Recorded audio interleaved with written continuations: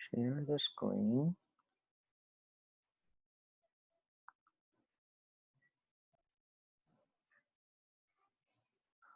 Okay, so last time we do the subroutine control. So this is a brief summary. Oh, here, so I have a function p to call the factor. Okay, I want to calculate the factor. So for example, I want to calculate the 4 factorial.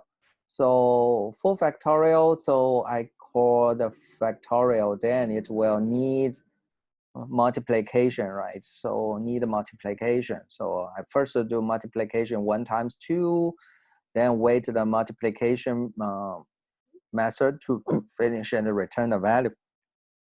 This is the return value. And then I will call another one, then go to 2 times 3, so return back, and then call 6 times 4, because when you return back, this 2 will be replaced at here, right? So this one is say result j, right? Result equal to result times j.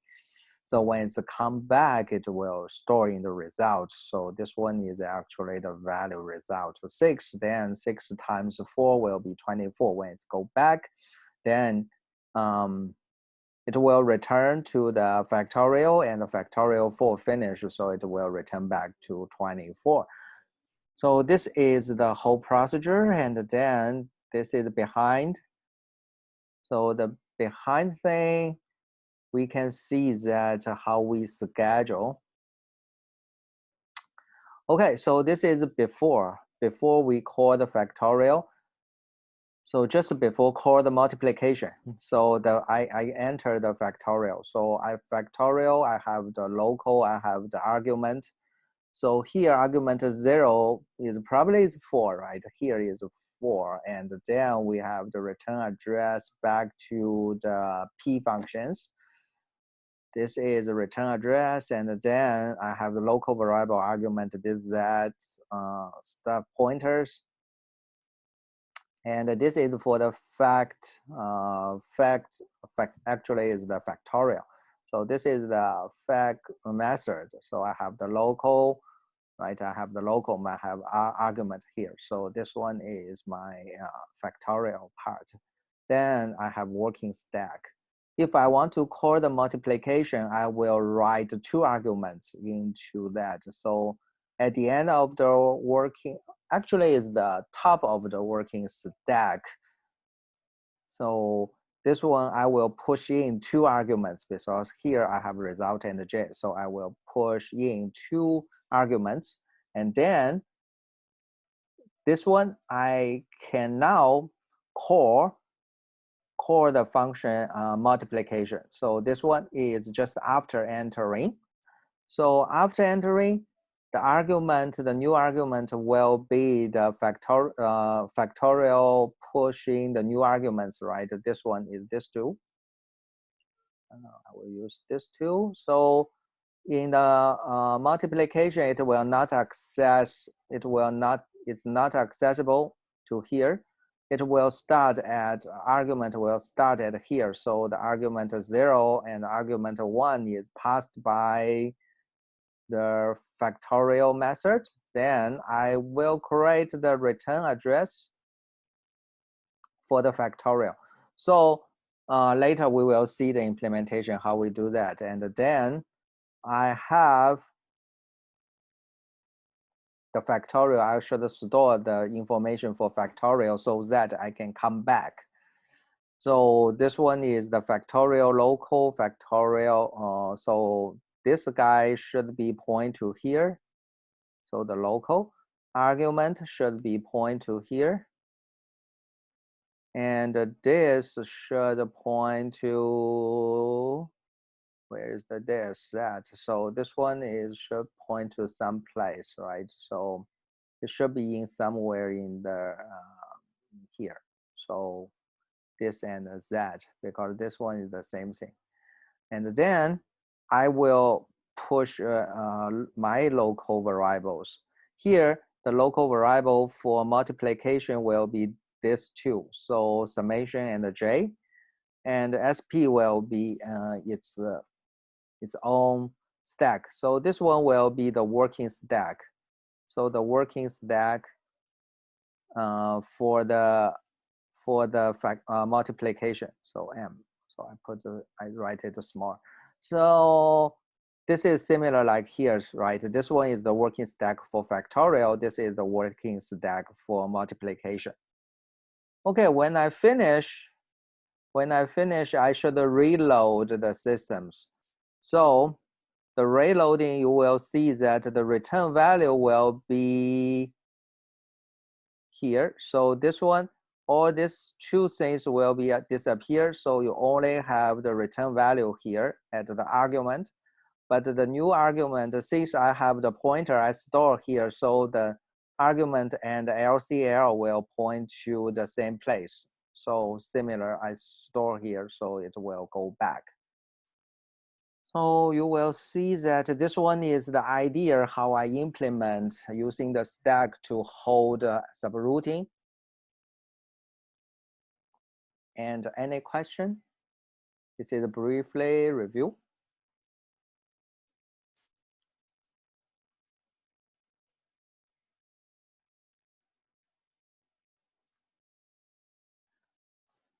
Okay, so now let us see the implementation. Still, please remember this picture. So hold this picture in your mind so that later when we do the implementation, you will not get lost, okay? So let us see, how do we implement our stuff, okay? So the first thing, the first thing I will push, so this one, suppose this one is the working style, so how we do? Okay, so this one, suppose this is for the factorial, I have argument, this one is for P, right? So for the P, and this is the local variable. So now what I will do, I will do the sys is, I will first push the return address.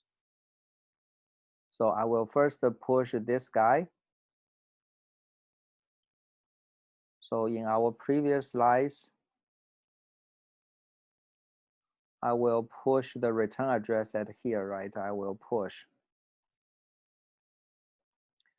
return address, and this one is the return address. I should put a label there, and I will push LCL. So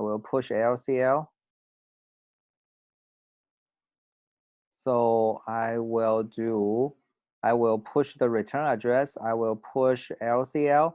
I will push my argument. I push this. I push that. Okay. Then I will go back.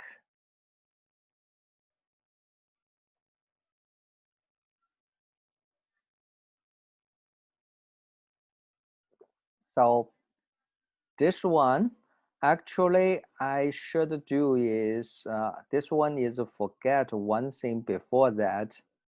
I should push arg. So maybe it's not good to do here. So maybe I stop sharing here, and I will do on the whiteboard. It will be easier to write things. Okay, so if I want to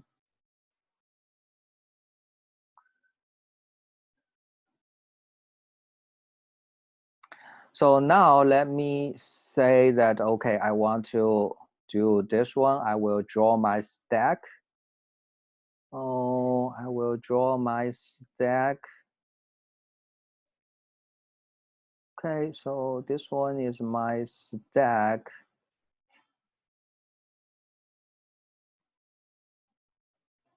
Okay, so let's see my stack. I follow the same style. Your data structure, your stack will be the upper is the top is the open side. Here is I will do is the bottom will be the open side. This one, Same thing, but actually why I draw like this way, because when you deal with the system stack is more likely is this way, not like your traditional data structure way to draw the stack. Okay, although the data structure way is more daily life way, but this one is the actual we see in our system. Okay, so our system, I will first, if I want to call the things, suppose my beginning, my pointer is here.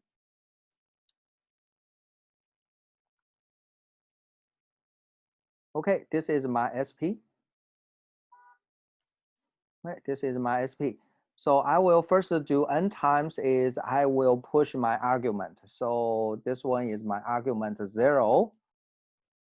Then I will do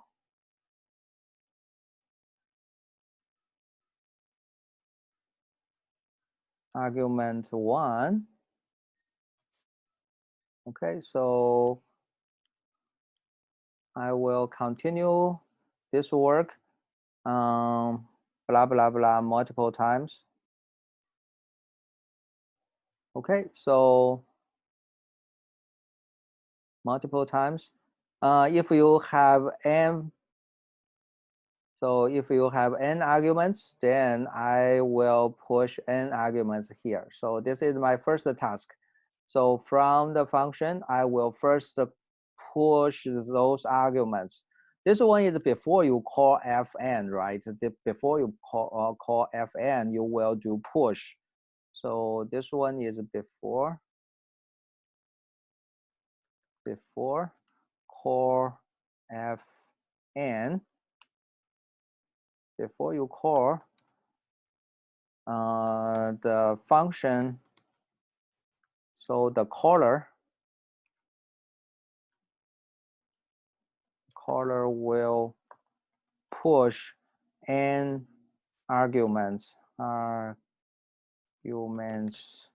into the stack. Okay, so this is the first work before you call. So now when I call it, before I call, I will push n arguments into the stack. This is the first thing. And now my stack pointer will go to here.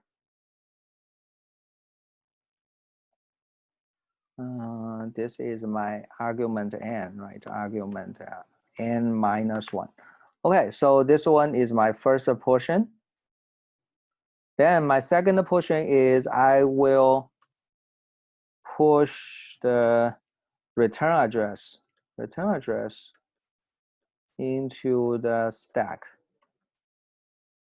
Okay, I will push the return address into the stack. So this one, the first line, I will do return address.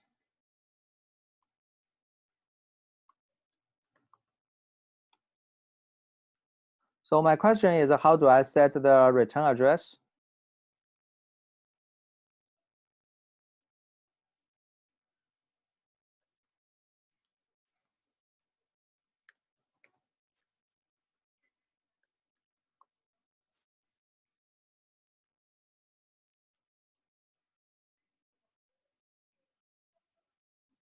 Anyone can tell me how do I set the return address?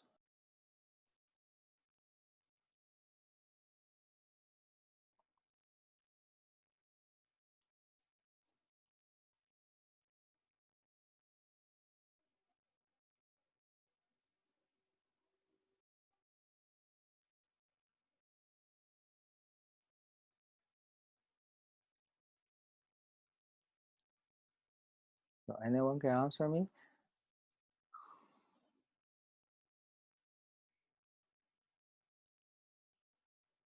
So actually it's quite easy. I can do is set a label after the function call and push the address of that label position.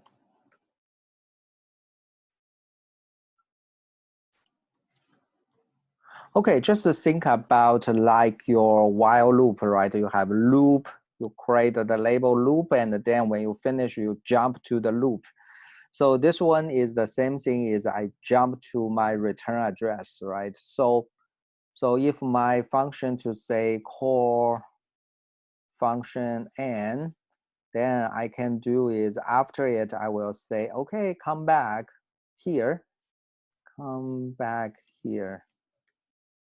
right? I will create a label there, and then I continue in the function, in the caller function. Then when you do assembly language, when you convert to the binary, this one will be represented by the line, right?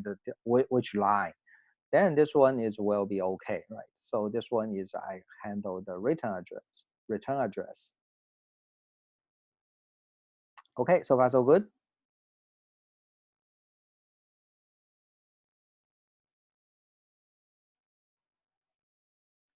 Okay, so now I can do the third thing is push LCL argument this that for the of the calling, right?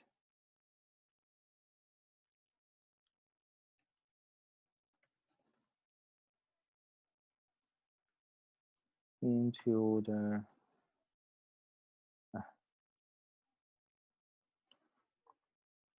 caller.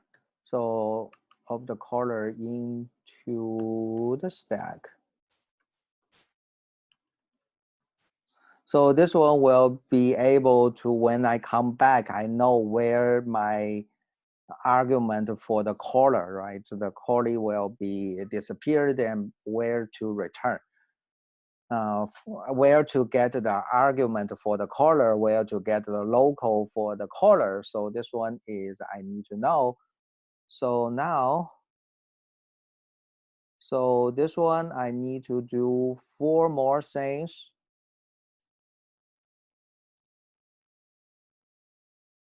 So this one is the SP will move down further. I don't know where it is, so but I will let it move down.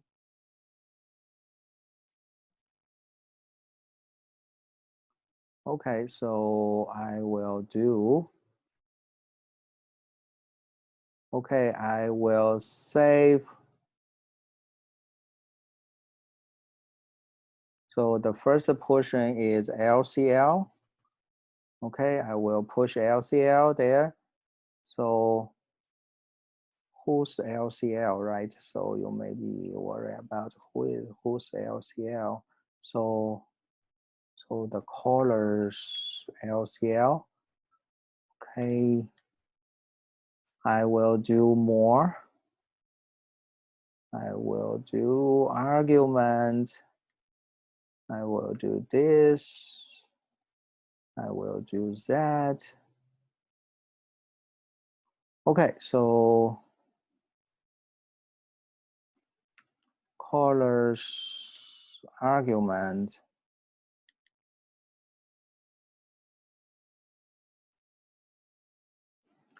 Caller's this.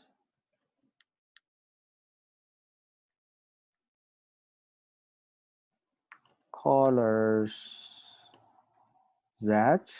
Okay, so this one.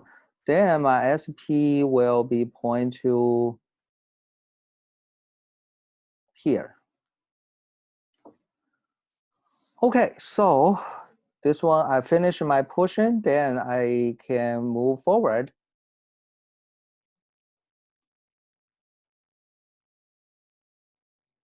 No.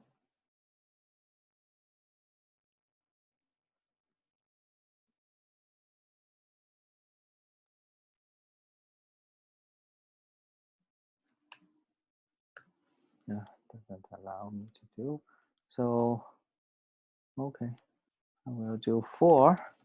So what I can do next is I will set ARG set callees arg. So how do I set the callees arg? So where is the callees argument segment is actually is here, right? The caller pushes n arguments here. So the callees can access this argument. So the argument set will set as SP minus 5. So 1, 2, 3, 4, 5, right? Minus 5, I touch here. So this one is 1. This is 0. This is 1, 2, 3, 4, 5. Then minus 5 will be go to here. Then minus n will go to the very beginning. So this one is what I set the callees argument. And I will also set callees LCL. So the local variable. This one I just use the SP, right? This one is the same. And then I can go to function f, right? Go to function f. So use small. Actually, it means I jump, but here I use go to. When I do the assembly, it means jump to f function, right? Jump to f function. With this argument setting, with this local variables, and all these things, arguments.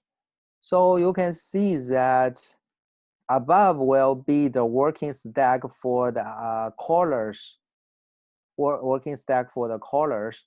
But now this time when I do the callees part, it will not access any callers variable, local variable. It can only access is the arguments here.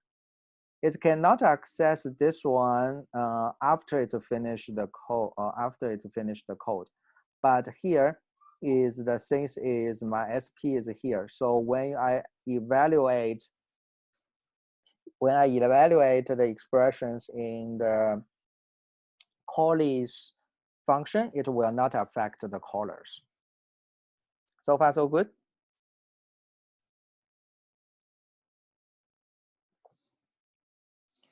Okay, so then I finish the core functions. So I will erase that and clear all drawing. And then I will do the next one is what is the, if I do the function, right? If I get the function. So the second is the function with k local variable. So k local variable. So this one is the similar things to do. So it's quite easy is, so undo. So when I enter the function,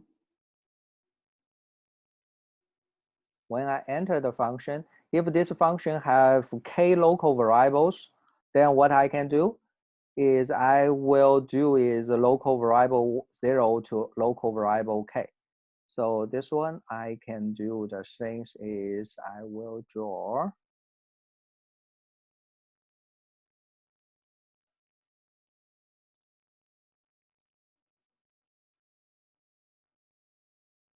So blah, blah, blah to the last.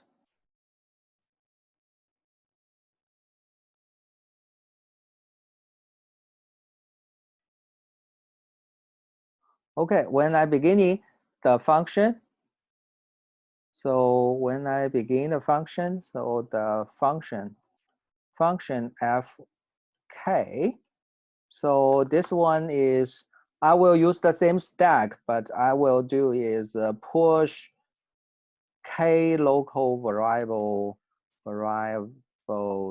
to the stack and initialize them to 0.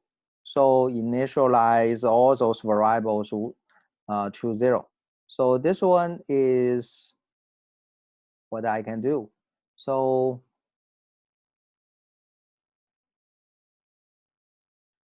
this is a callees local variable 0. Okay. So this one may be the callee's local variable 1. Okay, blah, blah, blah. Oh, blah, blah, blah. And then the last one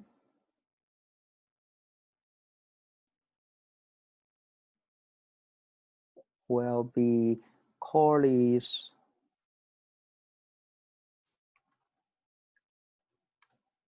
local k-1. And all these variables will be set to 0. And of course, my SP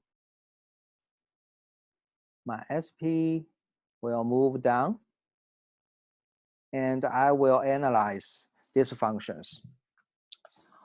Okay, so enter is quite easy. You declare k variables, local variables in the function f. This is the callee's function. Then I just push into the stack, and then my working stack will start at SP. So this one is kind of things I don't do anything, just I don't affect the caller's function, but I keep adding the things into the stack, which is only affect the callee's part. Okay, so now I can do my normal thing. Whatever you do, it looks like you do the logical or you do the Boolean arithmetic expressions. So this one is for the function fk. So now the last part will be return back. I hope I will move a little bit up. So that you can see it. Return. Okay, return is a little bit complicated, so we will look at. So for return, so you enter, when you finish, I need to return, right? I need to return back. So the return back is, okay, I need something to, so this one is the local, right? This is LSP. So this one is the local variable. So I need to do these things. I need to draw more things. This is SP.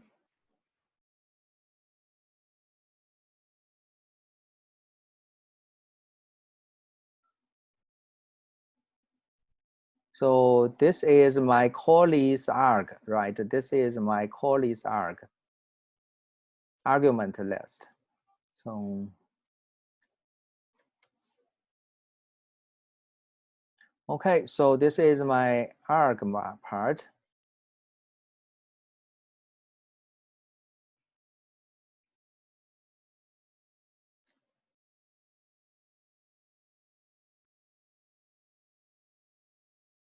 Then this one is my callee's local. So LCL, right? And this one is my current SP. When I finish my, before I return, everything has been done, right? Everything has been done. So this is when I finish the function f, and before I return, this is the whole stack it should look like. Okay, so this is the whole stack it should look like. And now we look at how do we do the return part.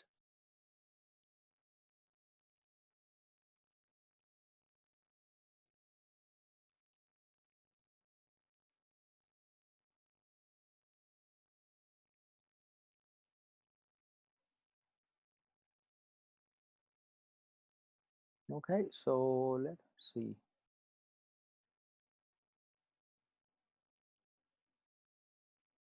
It's a little bit crazy.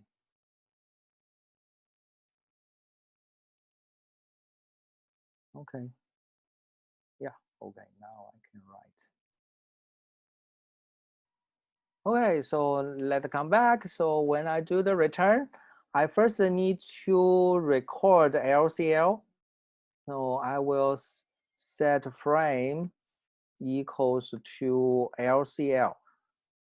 I need to remember this one because this one is a function for us to return, to access the return address, to get the caller's LCL, to get the caller's argument. All these things is stuff. So I can set my return address. Return address is the value of equals to the value. Okay, so I will use a C style. So this is the value of where is my return address. I will get the value stored equals to the value stored at frame -5, right? Frame -5. Or if you're familiar with C or C++, you can do the same thing directly. You use star frame -5. I try to get the value at this address. So this one is another way. If you don't familiar with C or C++, this function means, this one means I want to get the value stored at that place. So this means I do the memory access, right? So this is actually same as the memory access. So this one is I use local -5, 1, 2, 3, 4, 5, right? I got the return address. So this one I got here. So then the second one is I will pop all the arguments.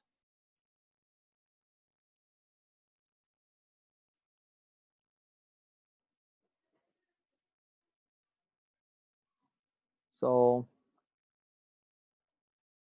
all arguments, all arg will be popped. Okay, this means that I will erase this, erase this, erase this. So I will pop, pop, pop means I will move. So I will move this one. So it means I will actually pop all these things.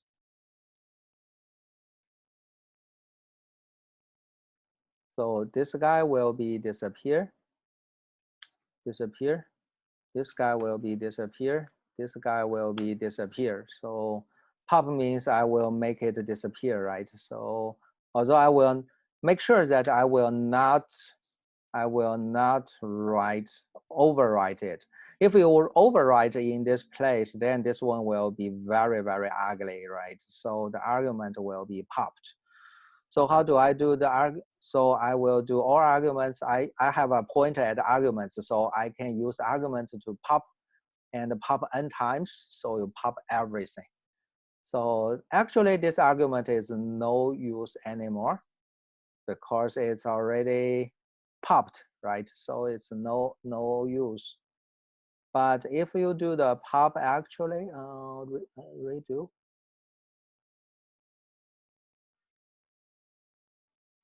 So if I do pop actually means I will pop all these things. And then I need to reset this argument. So I will, all argument will be popped and reset the arg pointer to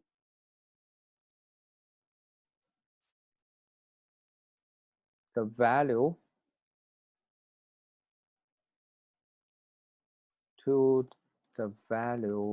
stored at the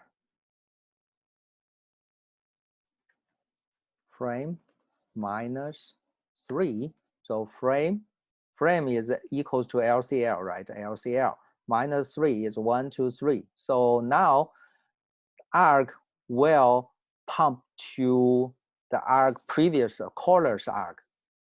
So now this arg will disappear at here, but it will jump to jump to the someplace. So it will jump to someplace. It's outside. I cannot show anymore, but it's a jump to someplace where the caller's ID, where is the callers? So so this guy will jump to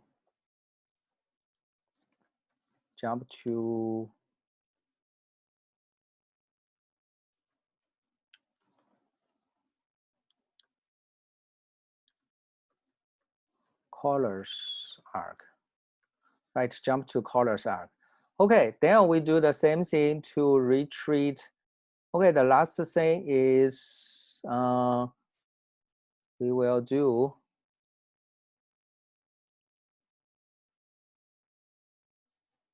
is retreat local callers LCL this that okay and reset all those pointers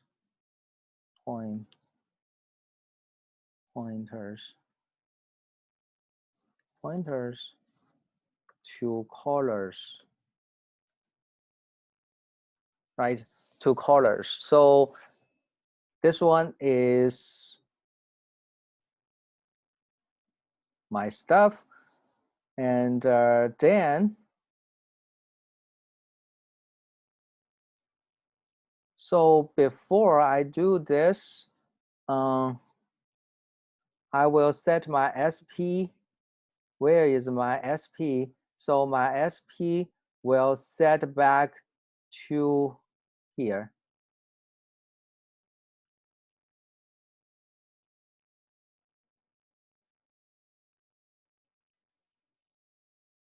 So it's not the original arguments, but it will be set to here.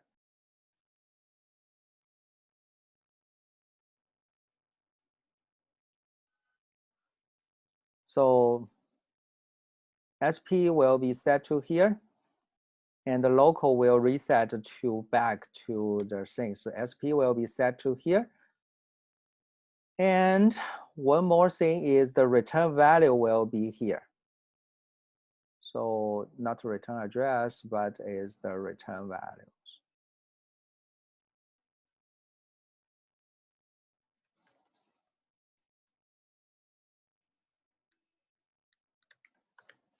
Okay, return value will be here.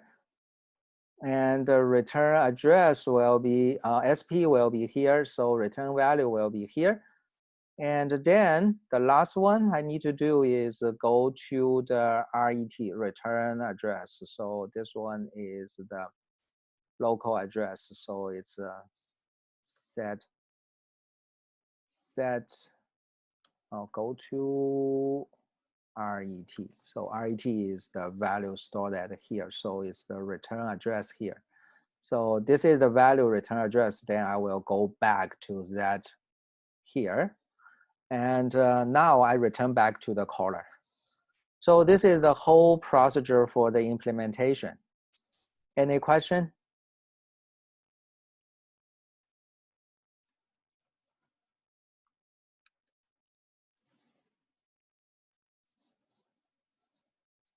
Okay, then this one will be later. This one will be, although I don't erase, I have one question why I don't erase that one. But if I don't erase this one, is doesn't matter because now this time my working SP will be here.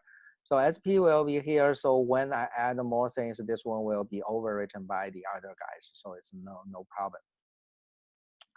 And the last words associated with this one is, okay, how do I know who will be the first guy, right?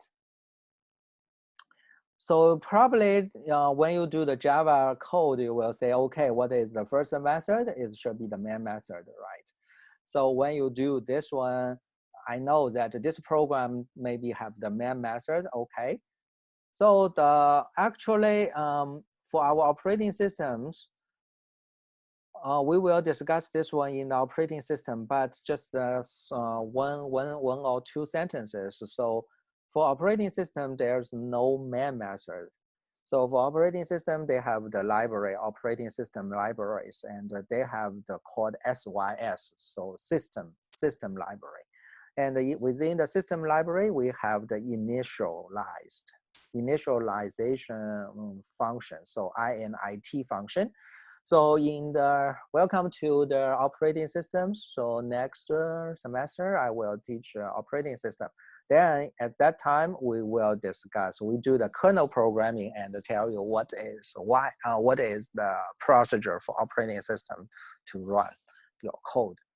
Okay, so that's all for the normal class. So everything has been done. So this is the last things for the computer architecture, and the remaining words, the remaining part will belong to the operating systems. We will look at the resource allocation. We will do CPU scheduling. We will do kernel programming, so that you can fetch the program you do here. So I stop this sharing. And something before the end of the class is here. So I posted the submission requirement and the deadline. The deadline will be April 29. So I think it's Wednesday, next week, Wednesday.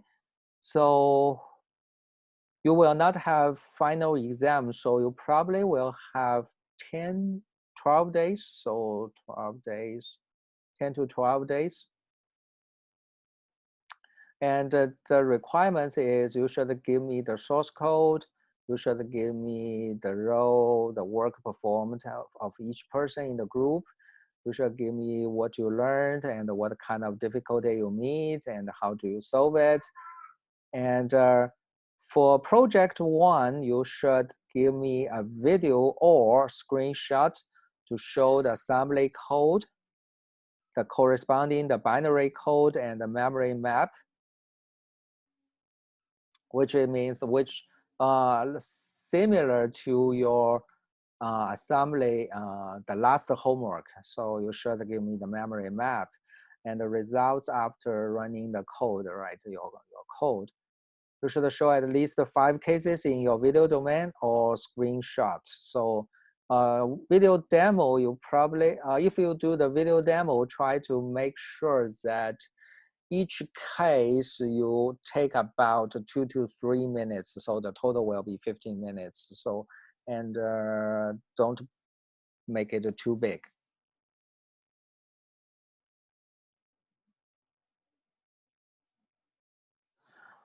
Okay, if you do the project 2, you don't need to do the video demo or do the screenshot. I'll do the screenshot, but you should give me the results document.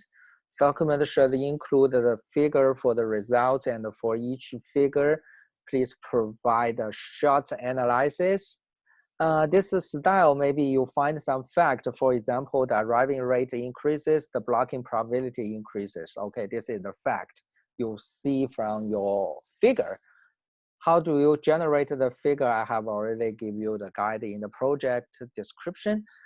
Then you may think about what is the reason. Okay, you analyze a little bit the reason. Give me 1 or 2 short sentences to analyze the reason. For example, here, I saw the blocking probability increases when the arriving rate increases. The reason is more computing tasks which are submitted to the computer cause the memory reaches its capacity quicker and reject more incoming tasks. So then this means this is the reason. So this is actually, you cannot just draw the figure to say, okay, this is the figure. Hey, professor, this is the figure, but you should also analyze this. For each figure, you probably should give me at least 2 to 3. So 3 is better. If you can give more, it's much better. You should at least give me 2 facts you find. Okay. So far, so good. Any question?